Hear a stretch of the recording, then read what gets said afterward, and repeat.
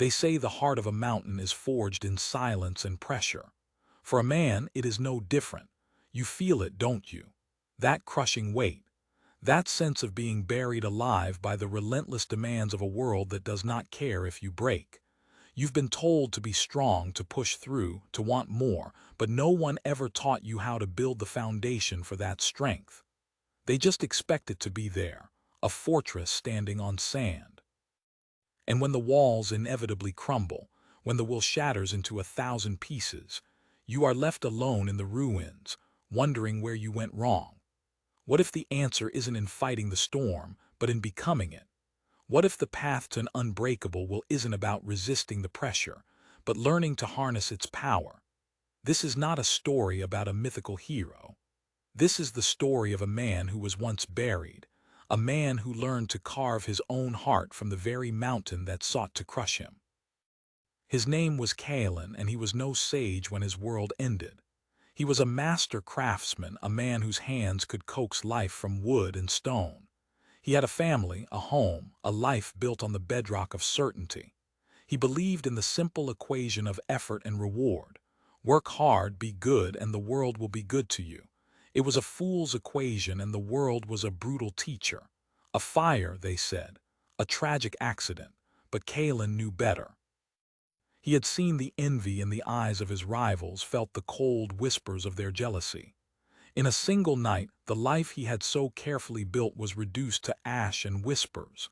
His family gone, his workshop a smoldering ruin, his will a fragile thing, shattered like sun-baked clay. He wandered away from the smoking remains of his life, a hollow man haunted by ghosts. The world, once vibrant and full of promise, was now a monochrome landscape of pain. Every sunrise was a curse, every sunset a reminder of what he had lost. He sought solace in the bottom of a bottle, in the fleeting oblivion of cheap wine and cheaper company. He courted danger, hoping a stray blade or a drunken brawl would grant him the peace he craved. But death, it seemed, was as indifferent to him as life had been cruel. He was a ghost in his own life, a spectator to his own decay. His once strong hands, the hands that had created beauty, now only trembled with a rage that had no target. It was in a nameless tavern in a forgotten corner of the kingdom that he met the man who would change everything. The old man was unassuming, with eyes that held the quiet depth of a forest pool. He watched Kalen for 3 days, watched him drink and rage and crumble. On the third night, as Kalen was about to sink into another stupor, the old man spoke, his voice a low rumble that cut through the tavern's din. "You carry a heavy burden, son of ashes." Kalen looked up, his eyes bloodshot and defiant. "What would you know of burdens, old man?" The old man smiled, a sad, knowing smile. "I know that the heaviest burdens are the ones we refuse to set down. You are trying to carry a mountain on your back, and it is crushing you. But what if I told you that you have the power to command the mountain itself?" Kalen scoffed, a bitter, broken sound. "More riddles, I've had enough of those to last a lifetime." The old man leaned forward, his gaze unwavering. "It is no riddle, it is a choice. You can continue to be the victim of your story, or you can become its author. The fire took your life, but it did not take your will. You simply forgot how to use it. You have allowed your pain to become your master when it should be your servant. There is a place, a trial for men like you. Men who have been broken by the world and seek to be reforged. It is not a place of comfort or of healing. It is a place of fire and of pressure. A place where you will either forge an unbreakable will or be consumed by the flames of your own despair. The choice, as always, is yours." The old man's words were a spark in the desolate landscape of Kalen's soul. For the first time in a long time, he felt something other than the gnawing ache of loss. It was a flicker of something he had thought long dead: hope. He had nothing left to lose, and the old man's offer, as insane as it sounded, was the only thing that made sense in a world that had ceased to. He followed the old man out of the tavern and into the cold night, leaving behind the ghost of the man he had been. The journey that lay ahead would be more arduous than he could ever imagine, a trial that would push him to the very brink of his sanity and beyond. But it was a journey he had to take, for in the heart of that trial, he would discover a truth that would not only save him but transform him. He would learn that the will is not something you have, but something you build. And in the building of it, you become the architect of your own soul. The first step on this new path was not a step at all, but a stripping away. The old man, whose name was Lyron, led Kalen not to a hidden temple or a secret monastery, but to a barren, windswept plateau. There was nothing there but rock and sky and the relentless howl of the wind. The first trial is one of emptiness, Lyron said, his voice almost lost in the gale. You have filled the void within you with noise and distraction, with anger and with pity. But you cannot build on a foundation of chaos. You must first clear the ground. For the next 30 days you will remain here. You will have water but no food. You will have shelter from the wind but not from your own thoughts. You will face the ghosts you have been running from, and you will either make peace with them or they will consume you. The first few days were a living hell. The hunger was a physical pain, a constant, gnawing emptiness that mirrored the emptiness in his soul. The silence was deafening, broken only by the howl of the wind and the frantic, desperate clamor of his own thoughts. The memories he had suppressed with alcohol and rage came flooding back, each one a fresh wave of agony. He saw his wife smile, heard his children's laughter, smelled the sweet scent of wood shavings in his workshop. He was drowning in a sea of his own sorrow, and there was no one to save him. He cursed Lyron, he cursed the world, he cursed the gods who had abandoned him. He screamed until his throat was raw, his voice swallowed by the indifferent wind. But as the days turned into weeks, something began to shift. The initial storm of his emotions began to subside, leaving behind a profound and unsettling quiet. The hunger was still there, but it was no longer a tormentor. It was simply a sensation, a reminder of his own mortality. In the silence, he began to notice things he had never noticed before. The subtle shift of the wind, the slow crawl of the sun across the sky, the intricate patterns of the lichen on the rocks.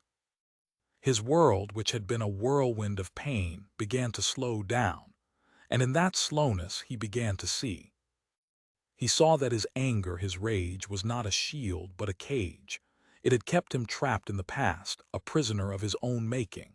He saw that his grief, as profound as it was not the entirety of his being. It was a part of him, yes, but it did not have to define him. He began to understand what Lyron had meant. He had been carrying the mountain of his past on his back, and it was crushing him. But the mountain was not an external force. It was a creation of his own mind. And if he had created it, he could also unmake it. On the 30th day, Lyron returned. He found Kalen not screaming or crying, but sitting in quiet contemplation, his gaze fixed on the distant horizon. He was thinner, his face etched with hardship, but his eyes held a clarity that had not been there before. "You have faced the emptiness," Lyron said, his voice soft, "and you have not been consumed. You have taken the first step." Kalen looked at the old man, a flicker of gratitude in his eyes. The silence, it was a mirror.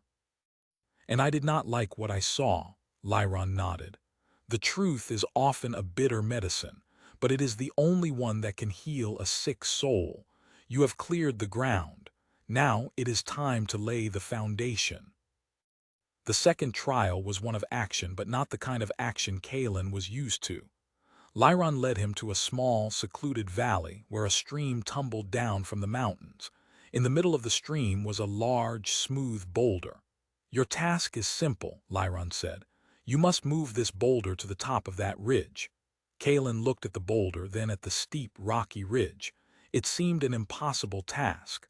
The boulder was immense, easily weighing more than 10 men. "How?" Kalen asked, his voice filled with disbelief. Lyron's reply was simple: "With your will." For the first few days, Kalen tried to move the boulder with brute force. He pushed and he pulled, his muscles straining, his body screaming in protest. The boulder did not budge. He tried using levers, but the ground was too uneven, the boulder too large. He was a craftsman, a man who understood the principles of leverage and force. But here in this valley, his knowledge was useless. He was once again confronted with his own limitations, and the familiar specter of frustration and despair began to creep back in. He was about to give up, to declare the task impossible, when he remembered the silence of the plateau. He had learned there that the greatest obstacles were not external but internal. He had been focusing on the boulder, on its weight, on its immovability. He had been trying to conquer it. But what if the task was not about conquering the boulder, but about conquering himself? He sat down, his back against a tree, and simply observed. He watched the stream as it flowed around the boulder, a constant, gentle pressure that had, over centuries, smoothed its surface. He watched the ants as they worked together, each carrying a tiny grain of sand, building their mound one grain at a time.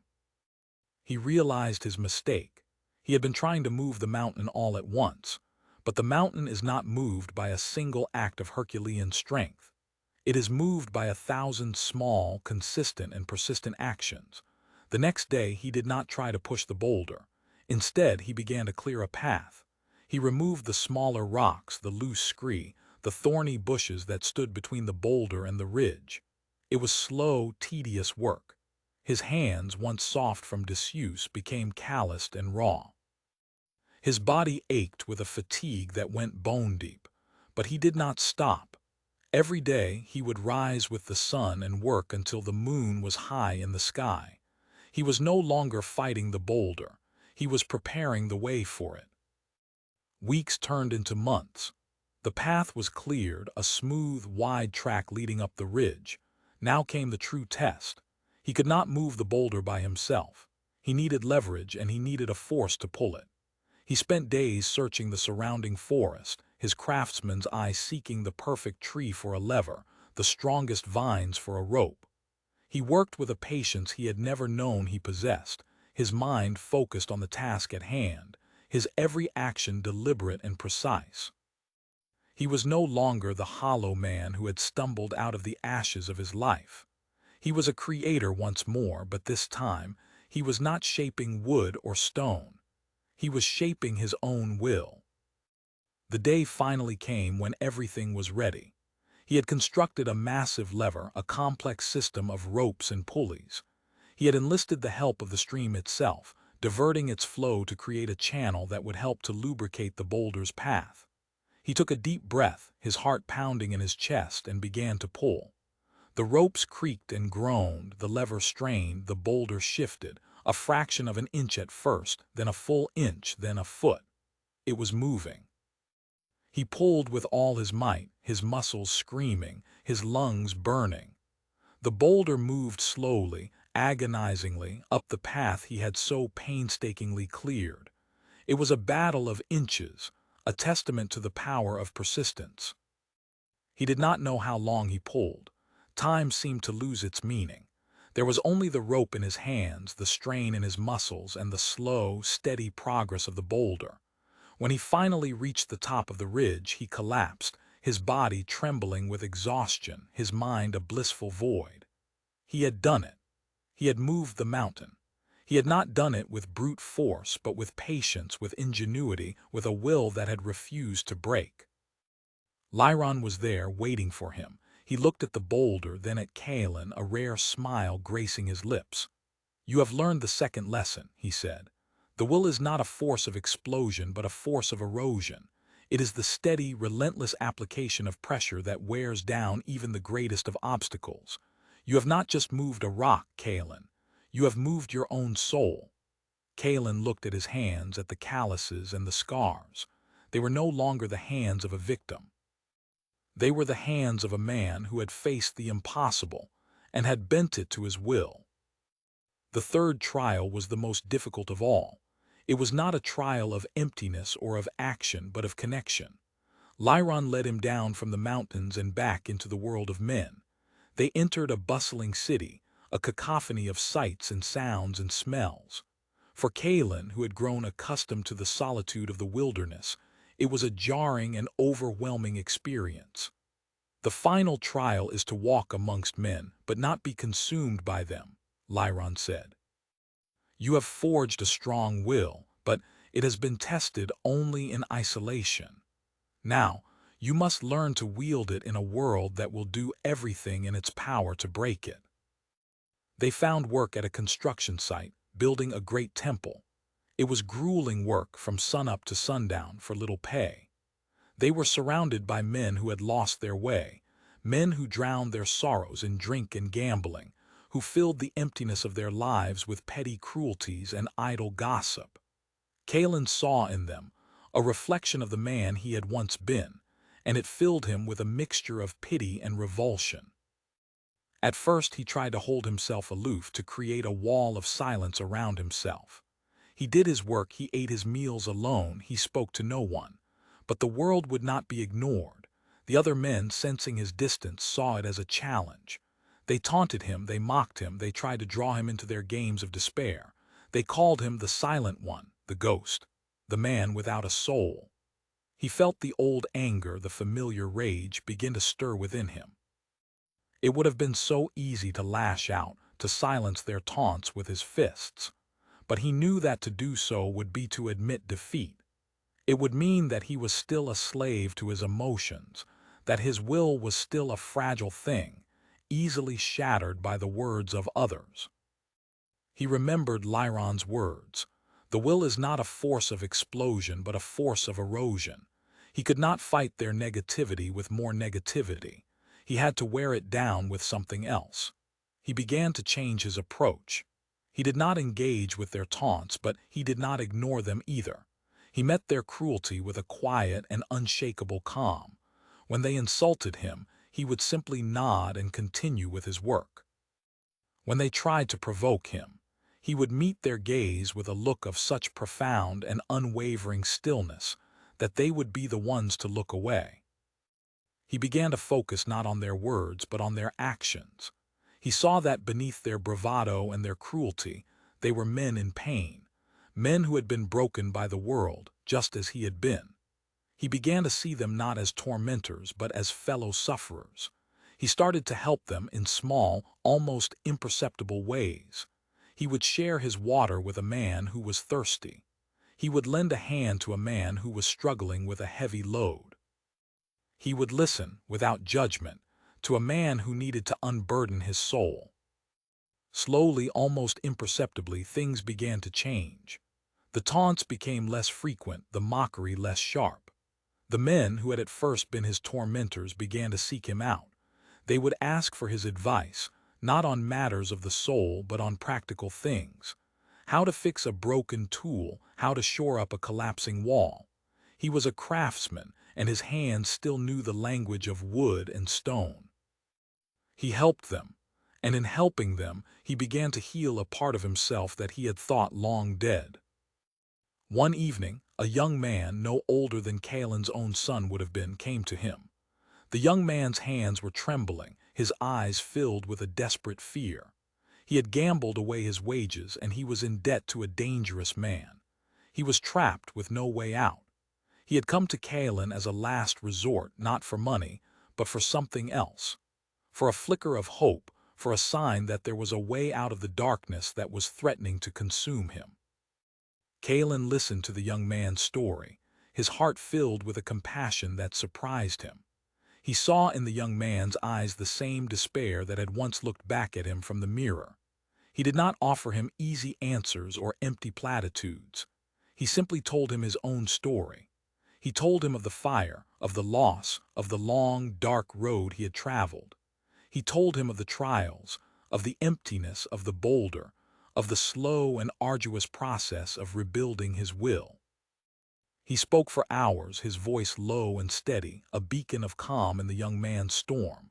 When he was finished, there were tears in the young man's eyes, but they were not tears of despair. They were tears of hope. "What do I do?" the young man asked, his voice barely a whisper. Kalen placed a hand on his shoulder, his touch firm and reassuring. You start by forgiving yourself, he said, and then you take the first step, and then the next, and you do not stop, no matter how hard it gets. You do not stop. The next day the young man was gone. He had left a small, crudely carved bird on Kalen's cot. It was a simple thing, but it was a thing of beauty, a symbol of a soul that had taken flight. Kalen knew that the young man's road would not be easy, but he also knew that he had given him something more valuable than money or advice. He had given him a map out of the darkness, a map that he himself had drawn with his own blood and sweat and tears. Lyron had been watching from a distance. He came to Kalen, his eyes filled with a quiet pride. "The trial is over," he said. "You have walked amongst men, and you have not been consumed. You have not built a wall around yourself, but a bridge. You have learned that the strongest will is not the one that stands alone, but the one that can connect with others without losing itself. You are no longer the son of ashes, Kalen. You are the wandering sage." Kalen looked at the city around him, at the temple they were building, at the men he had come to know. It was a world of pain and of struggle, but it was also a world of beauty and of hope. He had not found peace. He had not found happiness. He had found something far more valuable. He had found himself. He had forged a will that was not unbreakable because it was rigid, but because it was flexible. A will that could bend without breaking, that could absorb the blows of the world and transform them into strength. He knew that his journey was not over. It had just begun. There would be more trials, more hardships, more moments of doubt and of despair. But he was no longer afraid, for he had learned the secret of the mountain, the secret that had been whispered to him by the wind on the plateau, by the stream in the valley, by the quiet and unwavering gaze of an old man who had seen the fire in his soul and had not turned away. The secret was this: you are the mountain, you are the storm, you are the fire, and you have the power to create and to destroy, to build and to unmake. The choice, as always, is yours. What will you build with the fire that burns within you? Will you let it consume you, or will you use it to forge a will of steel? Will you be the victim of your story, or will you become its author? Look within. The answer is there. It has always been there. You just have to be brave enough to look. You who are listening to this, you who feel the weight of your own mountain, know this: you are not alone. The path Kalen walked is a path that is open to all who have the courage to take the first step. It is not a path for the faint of heart. It is a path of fire and of pressure. But it is also a path of transformation. A path that can lead you from the ashes of your old life to the dawning of a new one. Do not be afraid of the emptiness, for it is in the emptiness that you will find the space to build. Do not be afraid of the struggle, for it is in the struggle that you will find your strength. Do not be afraid of the world, for it is in the world that you will find your purpose. The journey of 1,000 miles begins with a single step. Take that step. Today, now. Let the story of the wandering sage be not just a story you hear, but a story you live. Let his trial be your trial. Let his victory be your victory. For the unbreakable will is not a gift. It is a choice. A choice you make every day, with every breath, with every thought, with every action. Choose to be strong. Choose to be resilient. Choose to be the author of your own story. And in doing so, you will not just change your life. You will change the world. For a single candle lit in the darkness can illuminate the path for 1,000 others. Be that candle. Be that light. Be the sage in your own life's journey. What is the boulder in your life that seems immovable? What is the trial you are facing right now? Share your story in the comments below. Let us build a community of modern-day sages, a fellowship of unbreakable wills. Let us learn from each other, support each other, and inspire each other to reach for the greatness that lies dormant within us all. And if this story has stirred something within you, if it has lit a fire in your soul, then join us on this journey. Subscribe. For the next chapter in the MidQuest Chronicles is about to begin, and trust me, you will not want to miss it. The trial of unbreakable will is over, but the adventure has just begun.